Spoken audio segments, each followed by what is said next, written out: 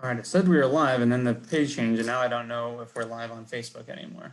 I have a notification on like the Zoom meeting here that says meeting is now streaming live on Facebook. So Okay, so I think we're live on Facebook. I hope on Facebook. I hope we're live on Facebook. We're definitely live on Zoom. Right. So at least I we're see live that too. somewhere. Yeah. Okay, you see it too, Megan? I do. Wonderful. Facebook, so I think you're good. Ready. All right, well, let us get started then. I want to welcome in Rachel Bird from N3. She's going to be talking to us a little bit about kind of what N3 does and some more questions. We'll also be taking questions in from the audience. So if you are joining us on Facebook Live, again, assuming we are live on Facebook Live, I think we are, please feel free to put those in the comments below, and we will get to those towards the second half of our live session today. So Rachel, to start, why don't you just tell us a little bit about N3? What does the company do and where's your primary locations? Okay.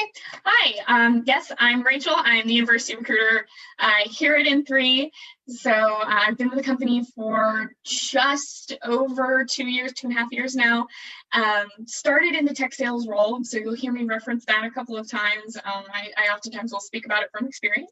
But N3, we're an inside sales company. We work with major tech companies like Google, Microsoft, Cisco, Hitachi, IBM, and we work with them more so in that sales capacity, usually in the first 40% of the sales cycle. So we're really generating relationships for them. We're driving conversations. We're forming connections on their behalf. Really fantastic opportunity to be able to learn about technology without necessarily like having a coding background, and still get to talk to people and help solve problems. Our primary locations, I think, was the second part of your question. Yes.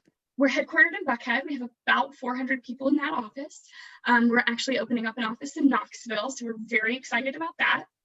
As far as other US locations, we're also hiring out of Charleston, West Virginia. But we are a global company, and we have offices in London, Dublin, Singapore, Sydney, Costa Rica, Japan, Brazil. So kind of all over the map there. Awesome. So what kind of jobs and internship opportunities do you currently have open, and how do you apply for those jobs? Okay, yeah. So most of our roles are going to be more on the sales side. So that tech sales where you're generating relationships through phone, through email, really does require that interest and that passion for learning about technology, even if you don't necessarily have that background. You can look at our job descriptions on Handshake. You can also check out our careers website, which I can put in the chat later or comment on the video. I'm not sure how I'll do that, but I'll get it to you. And you can check out our careers website and apply there. That way you guys have that. We're also posted in Handshake, and we check that very regularly. So in addition to kind of the opportunities that are currently posted and are currently open, is there anything that you can kind of see maybe for the future down the line, maybe when fall recruiting kind of starts back up again, that more opportunities that you anticipate might be needing to fill? Absolutely, especially as we continue to grow and build the Knoxville office. So it's a really great opportunity that if you're already based in Knoxville and you're looking to stay there, we'll be continuing to expand that team. Awesome. And one thing that's kind of really cool for us is even with coronavirus and everything, because we are inside sales, we've been able to transition very seamlessly to a remote work from home status. A lot of us are using virtual backgrounds, but other than that, our business model was through phone and through email anyways. So now instead of being in the office, we're just doing that same thing from home. Wonderful. So as students, are thinking about applying for these internships and jobs, what kind of experiences make candidates a good fit? Are there certain things, whether it's experiences or skill sets, just kind of some, innate traits that students might bring? What's going to stand out for candidates when they're looking to work at N3? Absolutely. So we always love to see sales experience. That's fantastic to see. It's not necessarily a requirement for some of our roles, some of those more, kind of, if you will, entry-level roles. And so I actually didn't have a ton of sales experience right from the get-go, but what I did have, and I always tell this to candidates, is to never like discount these experiences. I didn't have formal sales experience, but I was working with the Office of Alumni, reaching out to alumni, trying to generate donations.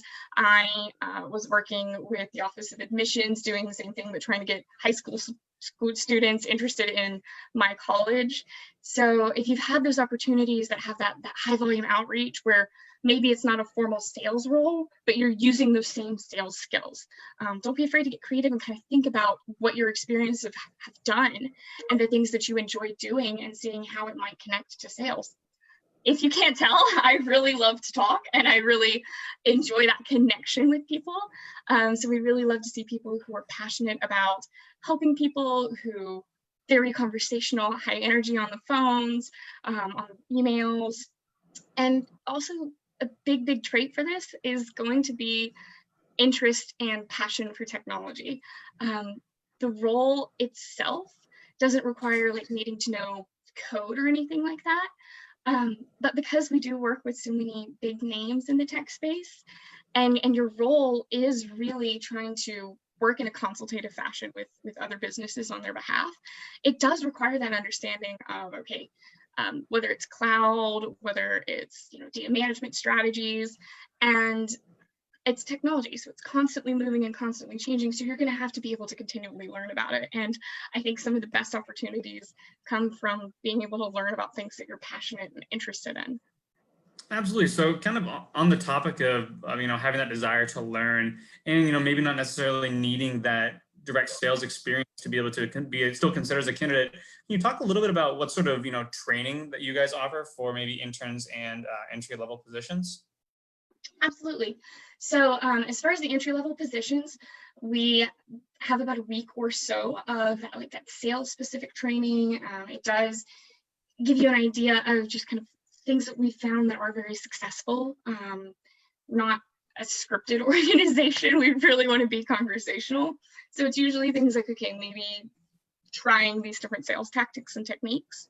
But then from there, there's going to be training around solutions and products that you're having those conversations on. That length of training varies a little bit, kind of depending on the campaign. Some campaigns are very technical. But I can say that I didn't come from a tech background and kind of had to learn a lot about the cloud and data management. And the only thing I took away from my college Java programming class was that you put a semicolon on the end of a line of code, and I have never once used that on any call with a potential customer. So I can genuinely say that everything that I was able to talk around technology and have these conversations around technology with different businesses, with CIOs, with VPs of IT, with directors of IT, all of those conversations come from information that I learned within N3's training.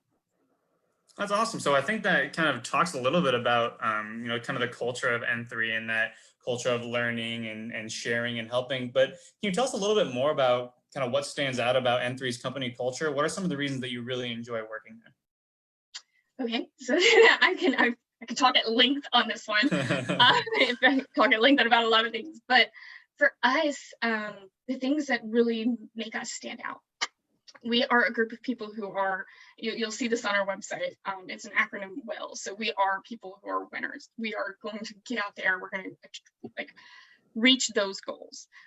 We are trying to inspire others, whether that's our team members, whether that's prospective customers, constantly looking to learn and to be very engaged and looking to lead. So that's kind of what our statement is we will, W-I-L, win, inspire, learn, lead. But on kind of a more personal note, some of the things that stand out for me is we really walk that line of being very collaborative but competitive. I think that sounds a little weird. I think a lot of times those terms are oxymoronic, but it works for us. We are a sales team and we're working towards a team goal. You have your individual goals and you're trying to achieve those individual goals. But because you aren't competing for accounts or territories, it does create a very collaborative space. You have an environment that encourages being able to ask questions of more experienced sales agents of, hey, I'm really getting lost in Kubernetes. Can someone who understands that technology please just explain it to me a little bit? So it is a very competitive but still collaborative culture. You know, we're always trying to compete against the people that we were yesterday. So that's where that competitiveness comes in, is the idea that day over day, you're just going to be a little bit better. And you have that self-analyzation and you have that team to help you go, okay, here's where I can improve and here's how. And that's also to have that kind of competitive nature, but it's more just, we want to get better ourselves, but we also want to make sure that everyone's getting better too. And so I think that's kind of what you talked about, kind of the collaboration aspects of it. I think it's, we're all working to get better and we're working hard at it. We want to be the best, but it doesn't mean that I'm not going to try and put you down to raise me up. We're all going to get better together. Exactly. And that's where you see things like the inspire and the lead in our mission statements and our culture, and that you see on our website, is because we are trying to inspire each other. Sometimes you might have a day that's like, whew, man, I got on that call and he started talking about this technology and I'm over here Googling it and I just got a little lost. Can someone please explain it to me?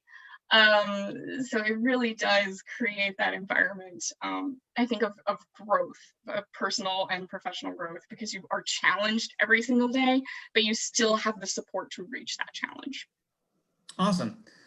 All right, well, switching gears a little bit, but what advice would you have for students who are job or internship searching, or recent grads too, not even just students, in this pandemic? Obviously, the world of work and the job market changed drastically in a heartbeat, it seems like, and it's still kind of continuing to change, and we're still kind of having to adjust and almost having to forecast for the future when we don't even know. That future could have 18 different range of outcomes right now because there's so much unknown. So what advice would you have for people who are currently on a job or internship search right now? Absolutely. So, and I'm going to preface this by saying that UT Knoxville has not paid me to say this, the Career Center has not paid me to say this, but absolutely reach out to your Career Center. They're a fantastic source of information, of support. Get them to review your resumes, do a mock interview with them, ask them to read your personal statement. They're there to support you, and they have the resources, they have the expertise. I would say that is step number one. Step number two. I would agree. I would just have to agree with you on that one. Yeah, and if you're watching this Facebook Live event, you're probably already there. So that, congratulations to you. But if you're not, or your friends aren't, first of all, tell them to watch this video, and then second of all, tell them to reach out to the Career Center for help.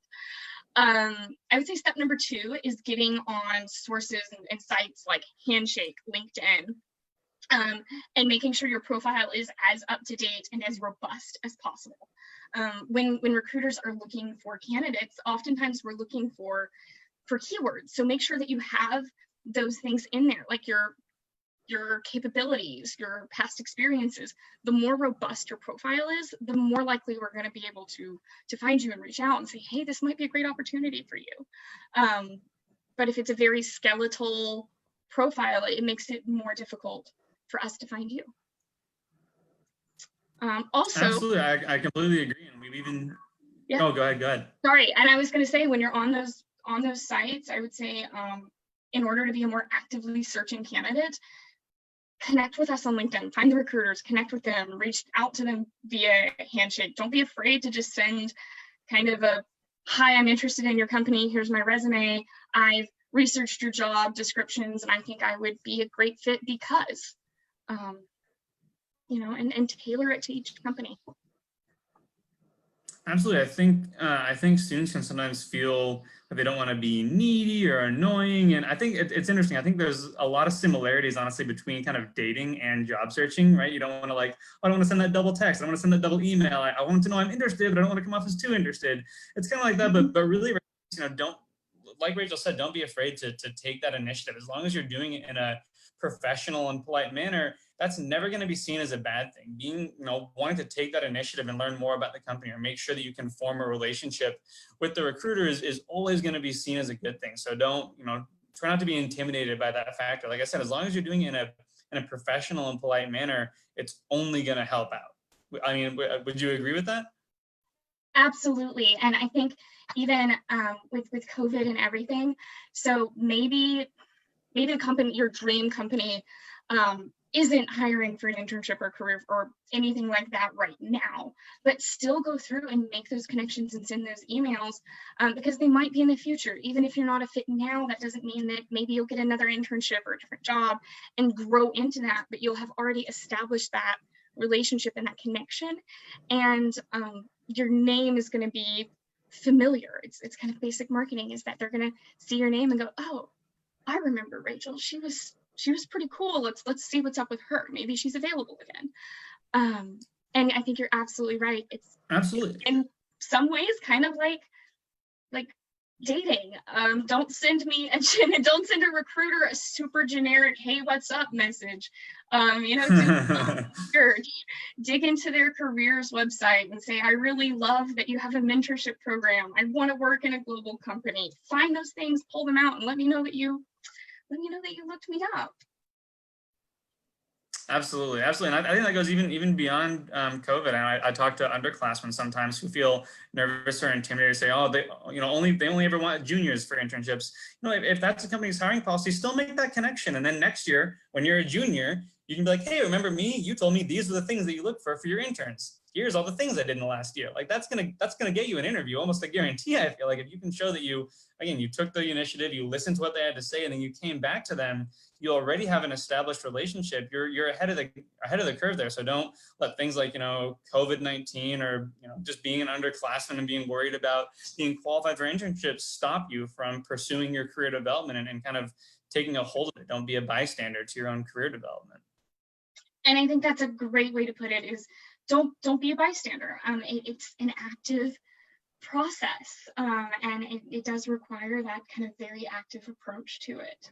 And I think that's something that recruiters love to see, is that you're not coming into the job search process with a mindset of, oh, let's see what happens. You're like, no, this is what I want, and this is why I want it. And even if you haven't entirely figured that out, that's part of the process too. Just let me know that you've kind of at least thought a little bit about it.